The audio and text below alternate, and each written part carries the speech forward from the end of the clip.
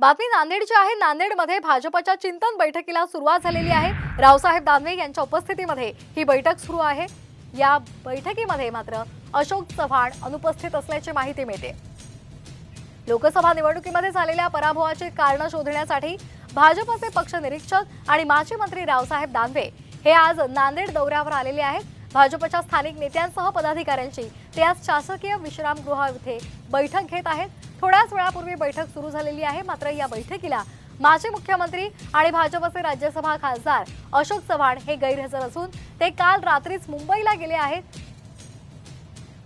या संदर्भात अधिक माहिती घेऊयात आमचे प्रतिनिधी संजय सूर्यवंशी यांच्याकडून। संजय, काय अधिकचे अपडेट्स मिळत आहेत? रावसाहेब दानवे यांच्या नेतृत्वामध्ये बैठक सुरू झाली आहे, मात्र अशोक चव्हाण या बैठकीला अनुपस्थित आहेत।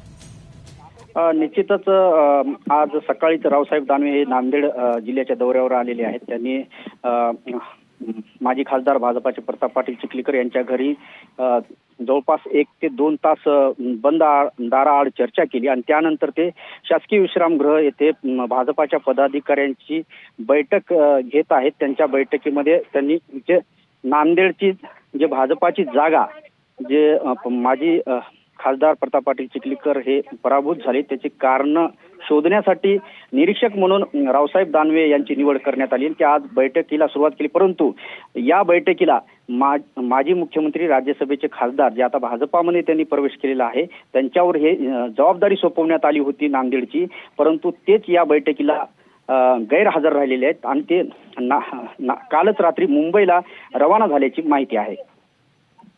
अगदी तर आपण पाहतोय माजी मुख्यमंत्री आणि भाजपचे राज्यसभा खासदार अशोक चव्हाण हे गैरहजर असल्यामुळे आणि त्याचबरोबर ते काल रात्रीच मुंबईला गेल्यामुळे आजच्या या बैठकीकडे त्यांनी पाठ फिरवलेली आहे आणि त्यामुळे चर्चांना उधाण आलेलं आहे। तर या संदर्भात आणखी माहिती घेऊयात आमचे प्रतिनिधी संजय सूर्यवंशी यांच्याकडून। संजय, सध्या या बैठकीमध्ये नेमकं काय सुरू आहे, काय चिंतन सुरू आहे? ही बैठक तशी पाहिली तर संपूर्ण मराठवाड्यामध्ये जे भाजपाचा दारुण पराभव झालेला आहे, नांदेडची जागा देखील त्यामध्ये आहे आणि अशोक चव्हाण भाजपामध्ये प्रवेश केल्यामुळे इथली जागा जी आहे ते भाजपाला निश्चितच त्यांच्या ताब्यात जाईल अशी आशा होती आणि तसा सर्वे देखील आलेला होता, परंतु अशोक चव्हाण जरी आले असले तरी इथली जागा ज्या 60,000 मताधिक्यानं पडलेली आहे आणि या बैठकीमध्ये त्याचीच कारण जे आहे ते शोधण्याचा आणि ते चिंतन करण्यासाठी हे बैठक अगदीच त्यामुळे आता ही बैठक सुरू आहे आणि या बैठकीकडे आता सर्वांचं लक्ष लागलेलं आहे। मात्र या बैठकीला अशोक चव्हाण यांनी दांडी मारली आहे।